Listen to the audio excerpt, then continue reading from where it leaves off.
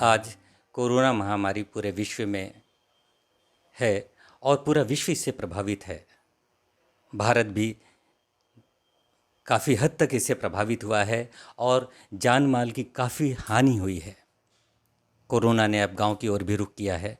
ऐसे में हमारा फ़र्ज़ है कि हम अपने कार्यक्रम के माध्यम से लोगों को, जन सामान्य को जागरूक करें, कोरोना महामारी के प्रति उन्हें सचेत करें और उससे संबंधित जो भी जानकारी हो उनसे साझा करें। आज कोरोना महामारी से के प्रति बहुत सी भ्रांतियां भी लोगों के मन में हैं। इन्हीं सब चीज़ों पर बात करने के लिए हमारे साथ आज वरिष्ठ श्वास रोग विशेषज्ञ डॉक्टर आशीष टंडन जी हैं। हम इनसे बात करते हैं। डॉक्टर साहब, आपका बहुत स्वागत है।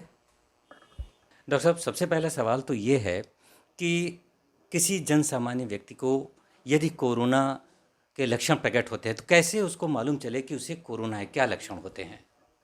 देखिए, सामान्यतः जो हम पिछले 15 महीनों में जो है देखते आ रहे हैं, जो सबसे सामान्य लक्षण होता है वो है बुखार। सामान्यतः बुखार जो है 99 डिग्री फ़ारेनहाइट या उससे ऊपर अगर आपका तापमान होता है शरीर का, तो हम उसको कहते हैं कि बुखार हो गया। तो यदि किसी भी व्यक्ति को बुखार महसूस होता है तो उसको बुखार थर्मामीटर के द्वारा नापना चाहिए, और अगर 99 के ऊपर उसको बुखार प्रतिलक्षित हो रहा है तो उसको तत्काल आइसोलेट, मतलब अपने घर परिवार और दोस्तों से और काम करने वाली जगह से दूर होकर एकांतवास में रहना चाहिए। और इसके साथ में जो सामान्य लक्षण हैं वो हैं खांसी आना, गले में खराश होना, गले की खिचखिच होना। आजकल दो और लक्षण प्रतिलक्षित हो रहे हैं। एक तो स्वाद का ख़त्म हो जाना, किसी भी चीज़ में स्वाद ना आना, और महक का ख़त्म हो जाना। तो loss of smell and loss of taste, ये भी प्रतिलक्षित होता है। अभी जो दूसरी लहर हमारे देश में चल रही है, इसमें कुछ लोगों को पेट का दर्द और पतले दस्त या लूज़ मोशन होना, ये भी हो रहा है। तो सामान्यतः अगर हम बात करें कि हमको क्या क्या शुरुआती लक्षण होते हैं, तो उसमें एक तो हल्का बुखार, फिर गले में खराश, खिचखिच, और उसके बाद खांसी आने लगती है। तीसरे दिन से 5वें दिन के बीच में खांसी शुरू होती है, जो कि पहले धीरे होती है, और जो तापमान है शरीर का या बुखार जो है वो बढ़ने लगता है। शुरुआती दौर में 99 से 100 डिग्री का बुखार रिकॉर्ड होता है, लेकिन वो बढ़ जाता है। तीसरे से 5वें दिन वो 102 और 103 डिग्री की कंडीशन में पहुंच जाता है। और उसके साथ में अगर रोगी उस समय भी ध्यान नहीं देते हैं तो उनको सांस फूलने का एहसास होने लगता है। तो यदि किसी व्यक्ति को बुखार हो रहा है, खाने का या स्मेल नहीं आ रही है, या पेट की तकलीफ़ें आ रही हैं, या गले में तकलीफ़ आ रही है, या खांसी आ रही है, तो ये कोरोना के लक्षण हो सकते हैं। कोई स्पेसिफिक लक्षण नहीं है, लेकिन ये लक्षण हो सकते हैं सामान्यतः जो देखे गए हैं। तो अगर ऐसा कुछ हो रहा है तो उसको तत्काल एकांतवास या आइसोलेट करना चाहिए, और उसके साथ अपने चिकित्सक से फ़ोन के द्वारा या वीडियो कॉल के द्वारा सलाह लेके अपनी जांच करानी चाहिए। डॉक्टर साहब, अभी आपने कहा कि जांच करानी चाहिए, तो जांच की उपलब्धता कहाँ कहाँ है? सरकारी संस्थान किस किस तरह से जांच करती है और कितने प्रकार की जांच होती है? ये बहुत ही अच्छा प्रश्न किया आपने कि इसमें किस किस तरीके की जांच होती है। जो जांच कोरोना की होती है वो दो तरीके की जांच होती है, और ये नाक की और थूक की जांच होती है। मतलब गले से सैंपल लिया जाता है और नाक से सैंपल लिया जाता है। इसको हम कहते हैं RT-PCR टेस्ट, कोविड-19 RT-PCR टेस्ट। मतलब कोविड-19 जो हमारे वायरस का या जीवाणु का नाम है वो है कोविड-19, और RT-PCR का मतलब real time polymerase chain reaction. तो ये जांच जो है ये नितांत आवश्यक होती है। इस जांच को कराना चाहिए। और साथ में एक जांच और होती है, इसको कहते हैं रैपिड एंटीजन टेस्ट। रैपिड मतलब जल्दी करने वाला, एंटीजन मतलब कोविड-19 की जो वायरस है उसके, और टेस्ट का मतलब हम जो उसकी जांच कर रहे हैं। तो रैपिड एंटीजन टेस्ट का जो रिज़ल्ट है या परिणाम है वो हमें 15 से 20 मिनट में उपलब्ध हो जाता है। और जो आरटीपीसीआर का टेस्ट है, इसकी रिपोर्ट आने में 3 से 4 दिन का संभवतः समय लगता है। तो अगर रैपिड एंटीजन में किसी का टेस्ट पॉजिटिव आ जाता है तो इसका मतलब है कि उसको कोरोना नाम की बीमारी की जो है वो संक्रमण हो गया है और उसको एहतियात लेना है, दवा लेनी है। आरटीपीसीआर का जांच 4-5 दिन लगता है, लेकिन वो सबसे अच्छी जांच और सबसे सेंसिटिव जांच होती है, जिसमें ज़्यादा से ज़्यादा मरीजों की जानकारी या उसका डायग्नोसिस हो सके। तो हम आज के परिप्रेक्ष्य में दूसरी लहर जो चल रही है उसके परिप्रेक्ष्य में आरटीपीसीआर और एंटीजन दोनों ही टेस्ट को कराने की जो है वो रिकमेंडेशन करते हैं कि लोग दोनों टेस्ट कराएं और इसमें से पॉजिटिव आने पर अपने डॉक्टर से सलाह लेकर दवा करें। तीसरी बात यह है कि कुछ लोग केवल सीटी स्कैन करा रहे हैं। आजकल बहुत सी बार ऐसा होता है कि बीमारी आरटीपीसीआर और एंटीजन में प्रतिलक्षित नहीं होती है, लेकिन सामान्यतः वो हमारे सीटी स्कैन में प्रतिलक्षित होने लगती है। तो सीटी स्कैन की जो टेस्ट है वो अपने डॉक्टर से पूछ के कराएं। हर मरीज के लिए सीटी स्कैन को नहीं करना है। उसके लिए लोग रेडिएशन होता है, हमारा जो शरीर है वो कम से कम 100 एक्सरे के बराबर उसका रेडिएशन होता है। तो ऐसा जिस किसी खास व्यक्ति को या जिस किसी खास मरीज़ को ज़रूरत है उसमें कराएं। सामान्य स्थितियों में इसकी ज़रूरत नहीं होती है और वायरस की बीमारी को बहुत आसानी से इन दो टेस्ट के द्वारा आरटीपीसीआर और एंटीजन के माध्यम से जाना जा सकता है। डॉक्टर साहब, ये तो बात हो गई टेस्ट की। और अगर किसी व्यक्ति को कोरोना का संक्रमण हो गया है तो कब ऐसी परिस्थिति आती है कि उसे हॉस्पिटल में एडमिट होने की बात आए? ये बहुत ही अच्छा प्रश्न है आपका कि हमको किस किस परिस्थितियों में कैसे मरीज को ठीक करना है या किस मरीज को कहाँ जाना है। पहली बात तो ये होती है कि ज़्यादातर मरीज़ जो है वो एसिम्प्टोमेटिक या जिनको कोई भी लक्षण नहीं होता है, केवल हल्का बुखार या हल्का बदन दर्द या हल्की खांसी होके सीमित हो जाता है। ऐसे मरीज़ को हम लोग एसिम्प्टोमेटिक मरीज़ कहते हैं और इनकी ऑक्सीजन का लेवल चेक करते हैं। इसको पल्स ऑक्सीमीटर, एक छोटा सा यंत्र होता है जिसको अपने घर पे ही आप बैठ के चेक कर सकते हैं कि आपके खून में ऑक्सीजन की मात्रा कितनी है। यदि ऑक्सीजन की मात्रा 95% से ज़्यादा है और मरीज़ को कोई सांस फूलने का परेशानी नहीं है और मरीज़ को सामान्य महसूस हो रहा है तो उसको घर पे रह के इलाज करना है।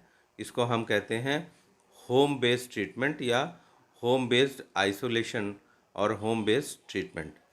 दूसरा ये होता है कि यदि पेशेंट को या कुछ मरीजों को ये बीमारी थोड़ी सी बढ़ जाती है जिसमें उन्हें सांस लेने में जोर लगाना पड़ता है या सांस फूलती हुई महसूस होती है, साथ में उनका ऑक्सीजन का लेवल कम होने लगता है, 95% से घट के 94%, 93% यदि जा रहा है तो उन्हें तत्काल अपने डॉक्टर से बात करके कोविड अस्पताल, जो कि चिन्हित अस्पताल हैं जहाँ पे कोविड मरीजों की या कोरोना से पीड़ित मरीजों की इलाज के लिए उनको डेजिग्नेट किया गया है, वहाँ पे जाके इलाज कराना चाहिए, जिससे कि समय रहते उनको ऑक्सीजन मिल जाए, समय रहते और ज़रूरी दवाइयाँ मिल जाएं और ये बीमारी और संक्रमण आगे ना बढ़ सके, उसका तुरंत उपचार हो सके। तो मैंने आपको ये बताया कि जो व्यक्ति अपना सामान्य महसूस कर रहे हैं, ऑक्सीजन की कमी नहीं महसूस कर रहे हैं और पल्स ऑक्सीमीटर पे ऑक्सीजन ठीक महसूस कर रहे हैं, 95% या उससे ज़्यादा है, उन मरीजों को घर पे रह के इलाज करना है। जिनकी ऑक्सीजन की मात्रा 95% से नीचे जा रही है और उनको कुछ सांस लेने में दिक्कत महसूस हो रही है या जोर लगाना पड़ रहा है या अंदर से अच्छा प्रतीत नहीं हो रहा है, ऐसे मरीज़ों को कोविड के चिन्हित अस्पतालों में जाके अस्पताल में ऑक्सीजन और भर्ती होके अन्य उपचार लेना चाहिए। डॉक्टर साहब, आज बहुत सी भ्रांतियां हैं कोरोना को लेकर लोगों में। अक्सर यदि किसी को कोरोना हो गया है, उसे पता चलता है कोरोना, तो अपने आप बिना किसी डॉक्टर की सलाह के वो दवाएं लेना शुरू कर देता है। तो क्या ये उचित है, और यदि उचित है तो कहाँ तक आप क्या राय देना चाहेंगे कि किस तरह से डॉक्टर से सलाह लेकर कितनी दवाइयाँ, कौन कौन सी दवाइयाँ लेनी चाहिए जो उसके लिए उचित हो? ये आपका बिल्कुल सही प्रश्न है कि आज के समय में लोग इतने भयभीत हो गए हैं कि वो डर के मारे बहुत सा जो है जांच और बहुत सा इलाज ऐसा कर रहे हैं जिसकी कोई ज़रूरत नहीं है।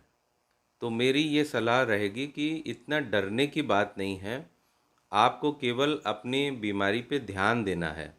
पहली बात तो ये कि अगर किसी को संक्रमण महसूस हो रहा है तो उसको पूरी तरीके से आराम करना है। उसको एकदम अपने शरीर को नहीं थकाना है, फैटिग आउट नहीं हो। दूसरा, अपने आप से कभी भी कोई भी इलाज नहीं लेना है। डॉक्टर्स की ट्रेनिंग बहुत अच्छी हुई है और पिछले 15 महीने से लगातार उनकी ट्रेनिंग और उनके एक्सपीरियंसेस हैं और वो कोविड के इलाज करने में सक्षम हैं।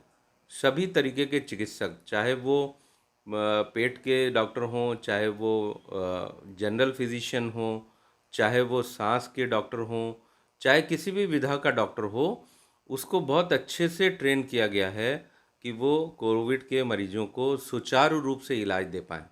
उसके अलावा हमारे सीएमओ जो भी जितने भी ज़िले हैं, हर ज़िले में जिला चिकित्सा अधिकारी जो हैं, उनके यहाँ कई सारी टीम है जो घर घर जाके रोगियों को बता रही हैं कि कैसे इलाज देना है और उनका चेकअप भी वो करते हैं और पूरी दवा भी देते हैं। तो अगर किसी को मदद की ज़रूरत है तो वो सरकारी अस्पताल से, चिन्हित अस्पताल से या जिला अधिकारी के कार्यालय में भी अगर यदि फ़ोन करेंगे तो वहाँ पे भी हेल्प डेस्क और कंट्रोल रूम बना हुआ है। आपके यहाँ टीम जाएगी और जाके आपको पूरी तरीके से जांच करेगी और जांच करके पूरा इलाज निःशुल्क रूप से देगी। तो इसमें घबराने की ज़रूरत नहीं है। बस आप चिकित्सकीय संपर्क में रहिए और सारे चिकित्सक जो है बहुत अच्छी से इस कोरोना महामारी को इलाज कर सकते हैं, अच्छे से आपकी जांच कर सकते हैं और अच्छा सा उपचार दे सकते हैं। लेकिन अपने आप से आपको कोई भी दवा नहीं लेनी है। लोग तरह तरह की दवा खा रहे हैं, तरह तरह की भ्रांतियाँ हम डिफरेंट सोशल मीडिया पे देख रहे हैं। व्हाट्सएप है, फेस ग्रुप है, इंस्टाग्राम है, इन सब चीज़ों पे बहुत सी चीज़ें आती रहती हैं। तो इन भ्रांतियों को न देखें, इन भ्रांतियों को न समझें और तुरंत चिकित्सक से सलाह लें। वो आपको बहुत अच्छी सलाह देंगे और कोई डरने की बात नहीं है। 90% बीमारी जो है वो एसिम्प्टोमेटिक या माइल्ड फॉर्म में होती है, जिसके लिए बहुत थोड़ा सा या कभी कभी नहीं भी इलाज देना पड़ता है और पूरा आराम हो जाता है। केवल 10% रोगी ऐसे होते हैं जिनको अस्पताल में जाना पड़ता है और उसमें से भी केवल 2% रोगी ऐसे होते हैं जिनको आईसीयू या बड़े इलाज की ज़रूरत होती है। तो इसलिए जो है भयभीत होने की ज़रूरत नहीं है। अपने चिकित्सक पर भरोसा करें। अपने ज़िले में जो उपचार के अलग टीमें बनी हुई हैं उन पे भरोसा करिए और निश्चित रूप से आपको सफलता मिलेगी और इस बीमारी से आप जीतेंगे। कोरोना का जो मरीज़ है, उसकी क्या लाइफस्टाइल होनी चाहिए, क्या जीवन शैली हो, और खान पान बहुत मायने रखता है इससे उबरने में। तो आप क्या सलाह देना चाहेंगे, किस तरह का खान पान हो, क्या उसकी जीवन शैली हो? जिस भी व्यक्ति को संक्रमण हुआ है उसको कैसे ठीक होना है। पहली बात तो जो हमने आपको शुरू में बताई है कि जो भी रोगी है उसको अपनी पूरा आराम करना है। उसको बिल्कुल भी अपने शरीर पे थोड़ा भी लोड नहीं डालना है, फैटिग आउट नहीं होना है, कुछ भी जो है एक्स्ट्रा काम नहीं करना है। पूरी तरीके से आराम करिए, बिस्तर में लेटे रहिए और पूरा जो है अपने शरीर पे ध्यान दीजिए। High protein diet, high protein diet का बहुत यूज़ है। न्यूट्रिशियस डाइट, पौष्टिक आहार और प्रोटीन की मात्रा अधिक लें। दूध है, बादाम है, पनीर है, छेना है, दाल है। और अगर नॉन वेज या मांसाहारी हैं तो उसमें मांसाहार का प्रयोग करें, अंडे का प्रयोग करें। इससे आपकी शरीर की ताकत बनी रहेगी, क्योंकि सबसे ज़्यादा लोगों को कमज़ोरी महसूस होती है। इस बीमारी के बारे में लोग बताते हैं कि जब संक्रमण हो जाता है उसके बाद बहुत वीकनेस या कमज़ोरी महसूस होती है। तो पानी का सेवन ज़्यादा करें। नारियल का पानी है, जूसेस हैं या फलों का रस है, और अधिक मात्रा में पानी का उपयोग करें। एक चीज़ बताना चाहूँगा कि ठंडी चीज़ों का उपयोग ना करें। फ्रिज की रखी ठंडी चीज़ है, कोल्ड ड्रिंक है, आइसक्रीम है, ठंडा पानी है या ठंडा कोई भी पदार्थ जो फ्रिज का रखा है या जिसकी तासीर बहुत ठंडी होती है, उस तरीके की चीज़ों का प्रयोग ना करें।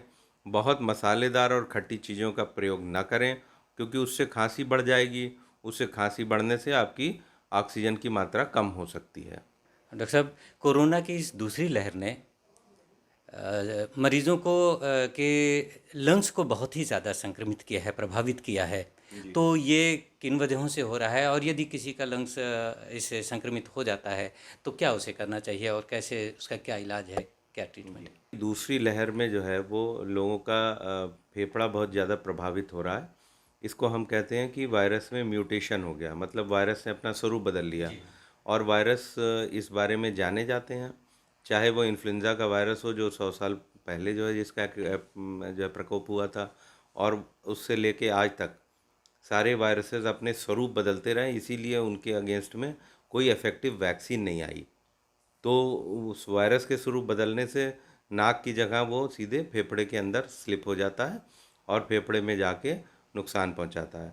और इससे बचने का तरीका केवल यही है कि आप अपने ऑक्सीजन को चेक करिए, और यदि आपको ऑक्सीजन की मात्रा घटती हुई लग रही है तो आप तत्काल चिकित्सकीय संपर्क करके अस्पताल में भर्ती हों, और वहाँ पे आपको ऑक्सीजन मिलेगी, दूसरी दवाइयाँ मिलेंगी, वायरस को कम करने की दवा मिलेगी, और भांति भांति के जो इलाज उपचार हैं, जो कि आईसीएमआर ने जो है बताया है कि क्या क्या गाइडलाइंस हैं, कैसे इलाज होना है, तो वहाँ पे दिया जाता है और उससे मरीज़ जो है वो सामान्य हो जाता है। डॉक्टर साहब, इस कोरोना संक्रमण में रोकथाम के लिए सरकार ने बहुत से कदम उठाए हैं। इसमें बहुत अहम रोल है वैक्सीनेशन का, यानी टीकाकरण, जो पिछले कुछ महीनों से चल रहा है, और काफ़ी लगभग 17 करोड़ की आबादी को वैक्सीन लगाई जा चुकी है। तो इस वैक्सीनेशन को लेके भी बहुत से भ्रम हैं, काफ़ी लोग इससे कतरा रहे हैं, या कहिए कि लगवाना नहीं चाह रहे हैं। तो आप क्या राय देना चाहेंगे कि वैक्सीनेशन का कितना रोल है, कितना अहम है ये? जिन लोगों को वैक्सीन लगी होती है उनको बहुत कम लक्षण होते हैं या माइल्ड डिजीज़ होती है, फैली हुई बीमारी नहीं होती। जैसे हम कहते हैं कि बीसीजी का वैक्सीन, बीसीजी के वैक्सीन में क्या होता है, टीबी के कंट्रोल के लिए लगाते हैं, लेकिन बीसीजी के लगाने से टीबी नहीं होती ऐसा तो नहीं होता। लेकिन जो डिसैमिनेटेड ट्यूबरकुलोसिस या जो पूरी फैली हुई बीमारी जो पहले जानलेवा टीबी होती थी, वो पूरी ख़त्म हो चुकी है। आज के ज़माने में बहुत लिमिटेड कहीं पे जो है वो टीबी का असर आदमी में होता है। वैसे ही इस वैक्सीन को आपको लगाना ही है। ये वैक्सीन बहुत ही सुरक्षित है और बहुत उपयोगी और बहुत ही जो है काम कर रही है। जिन जिन लोगों को ये वैक्सीन लगी होती है उनको एक तो ये बीमारी नहीं होती, और अगर बीमारी होती है तो बहुत ही हल्का स्वरूप होता है और पूरी तरीके से नियंत्रित हो जाती है और आदमी पूरा ठीक हो जाता है। तो इसको लगाना ही है। इसको एक राष्ट्रीय मिशन के रूप में हमको सबको, हमारा सबका, आपका, हमारा, हमारे साथियों का, हमारे देशवासियों का, सबका ये कर्तव्य है कि दूसरे को जागरूक करें, उसको बताएं, उसको ले जाके टीका लगवाएं, जिसमें सभी लोग सुरक्षित रहें। और इसको टीका लगने से कोई भी नुकसान नहीं होता है। लोग कहते हैं कि प्रतिरोधक क्षमता कम हो जाती है, बुखार आता है। हर किसी भी टीके में लगने से थोड़ा बुखार, हल्का बुखार आ सकता है। जैसा कि बच्चों में आपने देखा है, सामान्य टीकाकरण होता है, थोड़ा बहुत बुखार आ जाता है। डीपीटी, पोलियो का जब टीका लगता है तो कभी बुखार भी आ सकता है। ऐसे ही बुखार आता है, हम सभी को लगा हुआ है, मुझको लगा हुआ है, दोनों डोज लगी है, कोई प्रॉब्लम नहीं हुई, कभी भी कोई ना बुखार आया ना कोई दिक्कत हुई, और हमने पूरा अपना काम भी किया। तो ऐसे ही हमारे परिवार में, हमारे पूरे अस्पताल में और पूरे जो है कोरोना वॉरियर्स को ये टीका लग चुका है और सभी सुरक्षित हैं और सभी अपना काम कर रहे हैं। और ये एक राष्ट्रीय मिशन के फॉर्म में होना चाहिए, यही हमको बचा सकता है। कोई भी संक्रमण अगर है तो टीकाकरण अगर उसका उपलब्ध है, वो टीकाकरण आपके संक्रमण को ख़त्म कर सकता है, वो टीकाकरण आपके बीमारी को भगा सकता है। नहीं तो बड़ी बीमारी या बड़ी क्रिटिकल डिजीज़ होती है और जान की उसमें जो है वो जान जाने का डर रहता है। डॉक्टर साहब, चलते चलते एक बहुत ही अहम सवाल। इस समय एक जो लोग कोरोना संक्रमण से उबर जा रहे हैं या पोस्ट कोविड जो पेशेंट हैं, देखने में आ रहा है कि उनको ब्लैक फंगस नाम की ये जो एक नई बीमारी या लक्षण कहें तो उभर रहे हैं और उससे काफ़ी नुकसान भी हो रहा है। तो ये क्या है और इससे किस तरह से बचा जा सकता है? सवाल आजकल जो है बहुत बर्निंग टॉपिक के फॉर्म में है कि बहुत से लोगों को ब्लैक फंगस हो रहा। ब्लैक फंगस क्या है? ये कवक की बीमारी है जो कि प्रतिरोधक क्षमता कम होने से होती है। किसी भी वायरस की बीमारी में प्रतिरोधक क्षमता कम हो जाती है और इस वायरस की बीमारी में कुछ दवाइयों का भी प्रयोग होता है जिससे प्रतिरोधक क्षमता कम होती है, लेकिन वो हमारी बीमारी में लड़ने में सहायक होती है। कुछ लोगों को प्रतिरोधक क्षमता पहले से कम होती है, जैसे डायबिटीज़ का होना, गुर्दे की बीमारी का होना, कैंसर की बीमारी का होना, एचआईवी का होना या पुरानी जो है फेफड़े की बीमारी होना, इसमें भी आपकी प्रतिरोधक क्षमता पहले से ही कम होती है।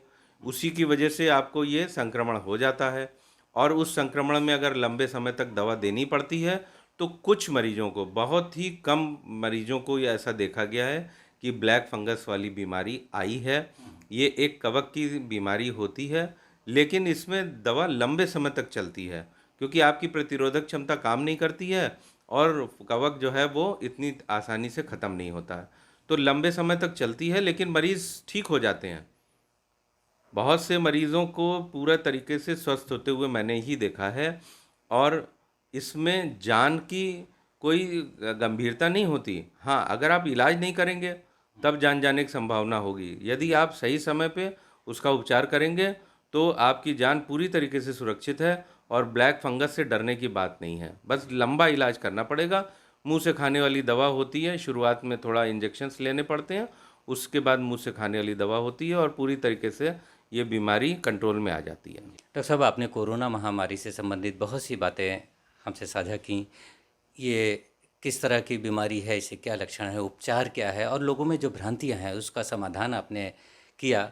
और लोगों का जो कोरोना से संक्रमित हैं उनका खान पान क्या होना चाहिए, उनका रहन सहन क्या हो, इस तरह की बहुत सी बातों से आपने समाधान किया है। और हमें उम्मीद है कि इससे लोगों को बहुत ही ज़्यादा लाभ होगा। आपने समय दिया, हमसे बात की, आपका बहुत बहुत आभार। धन्यवाद।